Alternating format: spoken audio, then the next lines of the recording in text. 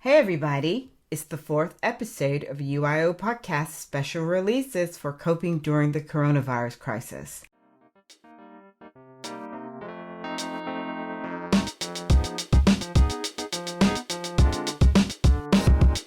Hugs to everyone, even if they are virtual, and thank you for joining UIO, the podcast for teen girls.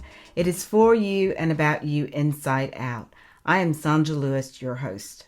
Today we're talking about sustainability and how one teenage girl discovered her voice around the importance of maintaining and saving our natural resources.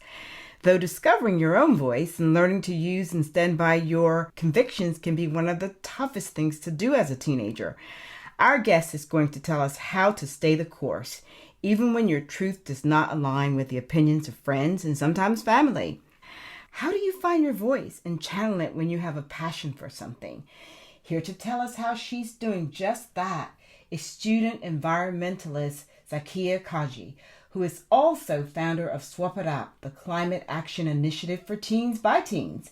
Zaqiya was taking the initiative around schools and raising awareness about it. Welcome, Zaqiya, and thank you for joining UIO. Thank you for having me. Yes, it's just so wonderful to finally catch up and just to get some more information. But so much has changed since we initially set up this interview. But here we are, 2 months and counting in lockdown. And I want to know, what advice you have for teenage girls during this lockdown period. So before we talk about what's going on now, I want you to remind us what SwopitUp is and why you founded it. So SwopitUp essentially is a clothing exchange that runs in schools that allows students to pass off their old clothes that don't fit them anymore and get new clothes for free. Well, it's clothes that are new to them rather than brand new, because the whole idea is that you're wearing pre-loved clothes, which saves clothes from going to landfill, but it also saves your pocket at the same time. And by doing that, it saves the environment because you've got less breakdown of the clothes, leading to greenhouse gases in the atmosphere. So all around, it is a very sustainable way of refreshing your wardrobe. Because charity shops are something that we're all quite used to, especially when we were a lot younger, and also I know a lot of adults who go charity shopping. However, there's not a lot from my age group. So what I decided to do was set up this initiative which allowed young teenagers to swap their clothes with other young teenagers, especially as you're growing out of clothes. You've barely had a chance to wear them, and so they're still in really good condition. So it's just a really good way of accessing that pre-loved market instead of going out and buying stuff brand new. So how long has SwopitUp been going? So it has been running for just over a year now. So it started in February 2019. And it officially became a CIC in June last year. CIC stands for Community Interest Company, which means this is also a non-profit. We are currently we were in 3 schools actively, and just before coronavirus started in the UK, we had about 7 schools signed up to it, which unfortunately now has kind of stopped because obviously schools are no longer at school. Yes. But we have actually since had quite a few more inquiries come through. So we're looking forward to, when it is safe to do so, go back, and we've suddenly got at least 30 other schools that we can reach out to. That's really exciting, and we'll get to talk about that. Tell us a little bit about how you found your voice through SwopitUp, because I know that I listened to some interviews with you, and you were also a guest blogger on our website. And so can we tell our audience a little bit about that?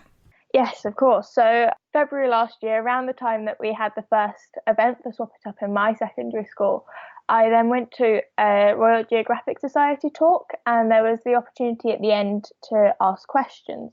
This talk was around the theme of sustainable fashion. I wanted to ask, essentially, how can I make SwopitUp more known, and how can I get it to grow even more? My heart was beating out of my chest as I was working up the courage to speak and ask my question. When I had asked the question, and at the end of the whole talk that they did, I had loads of people coming up to me telling me what a great job I did speaking out. I realized, okay, I can do something with my voice. People are going to listen to me. And that was that sort of like breakthrough moment, realizing that I can actually speak out and make a difference. And so I just decided, right, I need to channel this and I need to know where I need to speak. So first of all, one of the next things I did was I talked at secondary school to a group of parents where there was an environmental evening, and then I had a couple of minutes just talking about SwopitUp there. So that was the first time I got to actually speak to an audience, even though it was quite a small audience, but it was an audience nonetheless. In the summer last year, I put out a video on LinkedIn, and I had someone from a PR agency get in contact with me saying, we want to help share your story, and they wanted to do it for free. And I got really excited about that. And then as a result of those talks I was having with them, I managed to get on the radio. In fact, I got into about 11 different radio shows. So I was just really, really happy about that. And it means so many people have heard about SwopitUp. That was sort of where it was getting to. But obviously now we're in lockdown, it is a little bit harder to be talking out. But what I have been trying to stay consistent with is using social media. Yeah, I mean, that absolutely makes sense. And I think this is amazing that just taking the initiative, no matter how difficult it was or how scary it was, but to speak out, it's led to so much, to really be able to raise so much awareness about SwopitUp.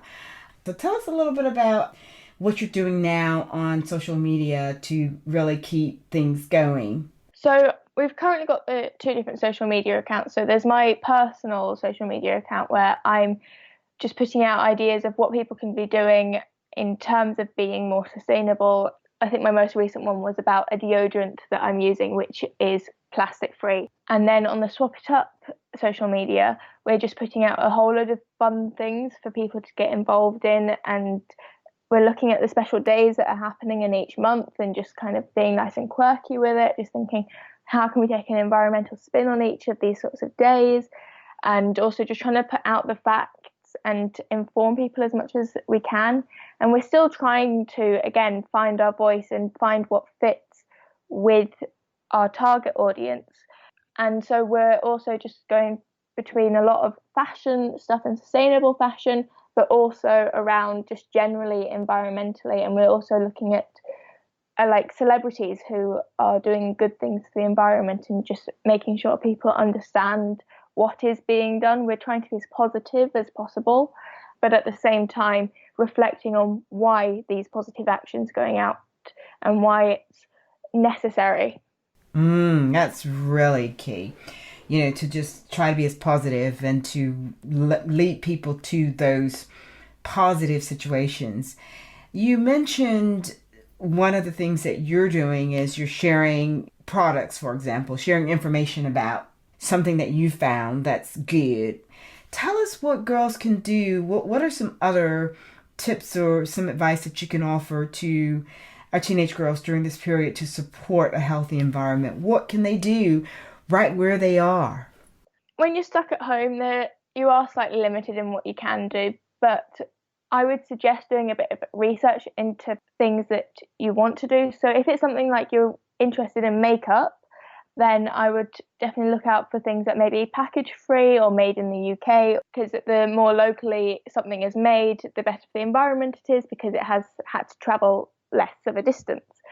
And just so looking at different things around, is it vegan? Is it cruelty free? Just things that are quite close to you, but at the same time, products that work for you. You shouldn't have to compromise on something that functions and is good for the environment. But there's a lot out there that you can find that does both.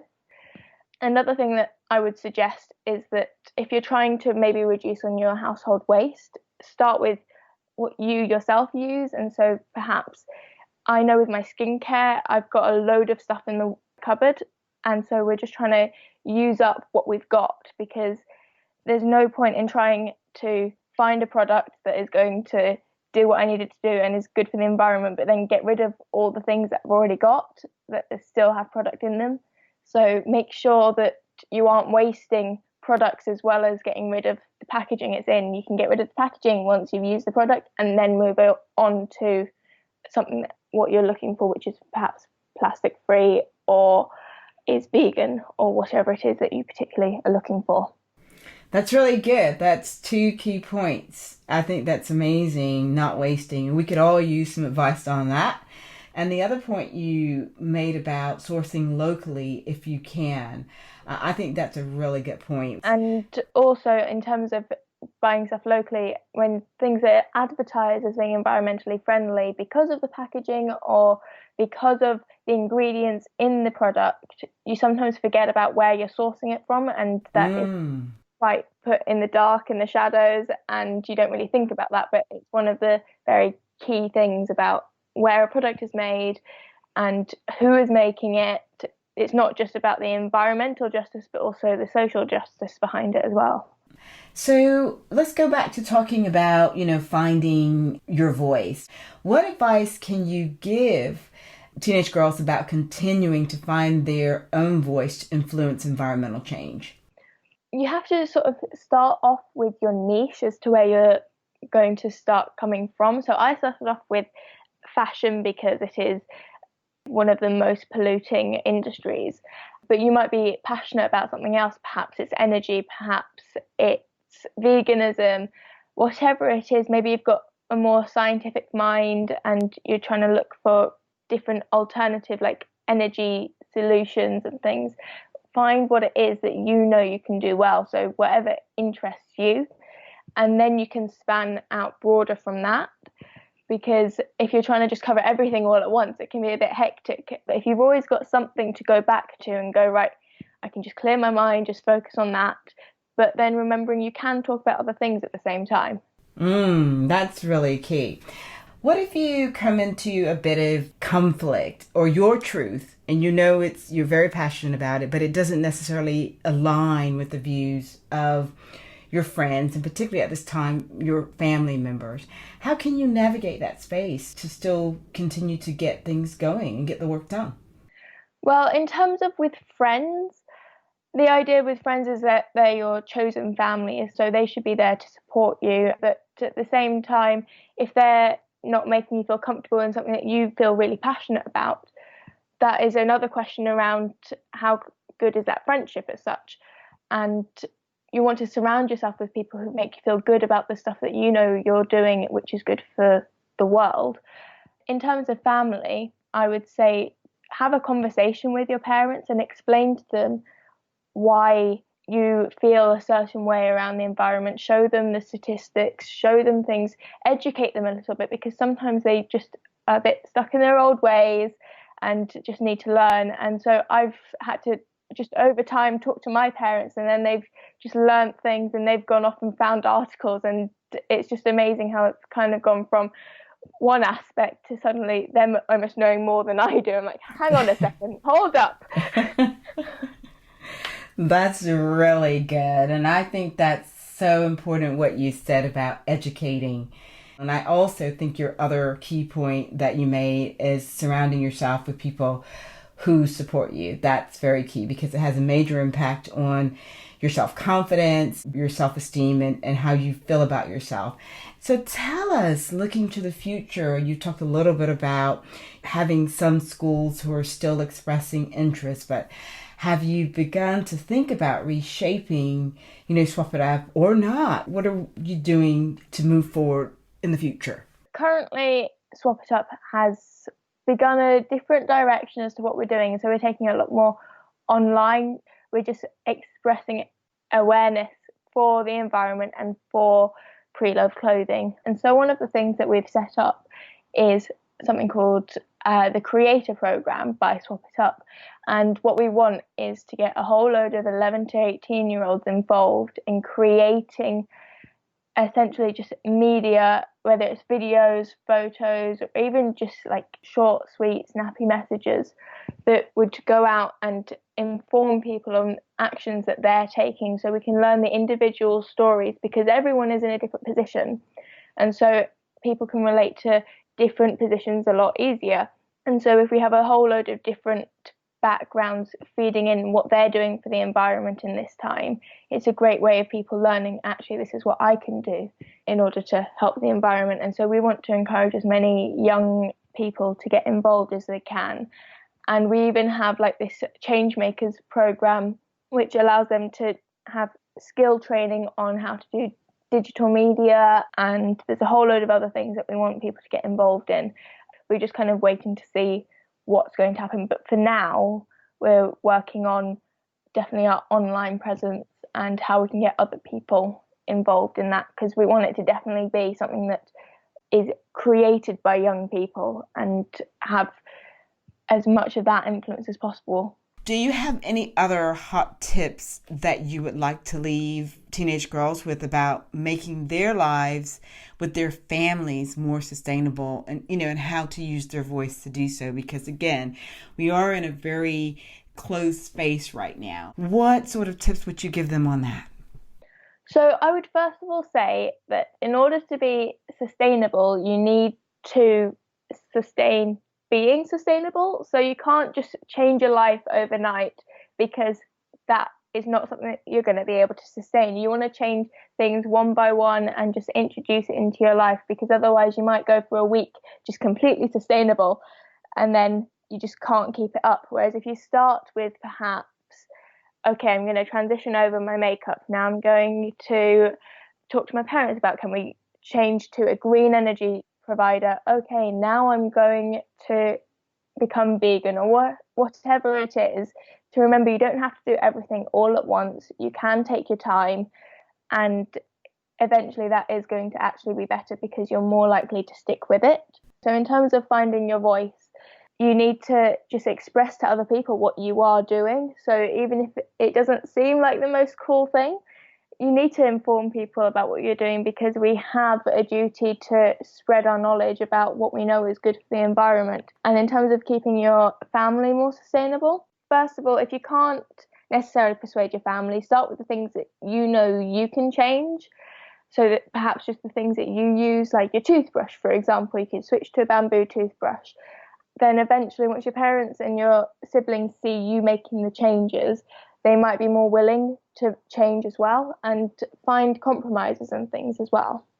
That's really all good stuff. You said so much there. I mean, little by little. I think it's so good, though. It's so much. And it doesn't feel overwhelming.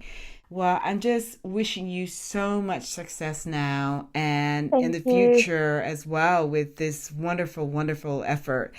Overall, just using your voice and very, very effectively to make sure that we are making the best use possible of our natural resources. But it's just been a pleasure speaking with you, and thank you so much. It's so great speaking with you. That is a wrap for UIO on sustainability and using your voice, with lots of great advice from Zaqiya Cajee. Thank you, girls, for listening, and thank you, God, for the opportunity to do the show. Today, I want to pray for all teenage girls to find their voice and learn how to channel their energy positively and effectively. I pray that all teenagers will find ways to make life more sustainable in their households, support keeping the environment healthy, and will harness their energy to influence change, and do it just little by little. Keep an open mind. I ask these blessings in the name of Jesus Christ. Amen. Tune in next week for our final special episode of UIO for some straight talk with Aunt Henda. Meanwhile, hit me up on Twitter at Sonja Lewis, Instagram at Sonja D. Lewis, Facebook, sonjalewis.com/UIO-podcast. Tell me what you want to hear about, and keep sending those questions on any of the episodes. Take care of you inside out, and remember, it is UIO.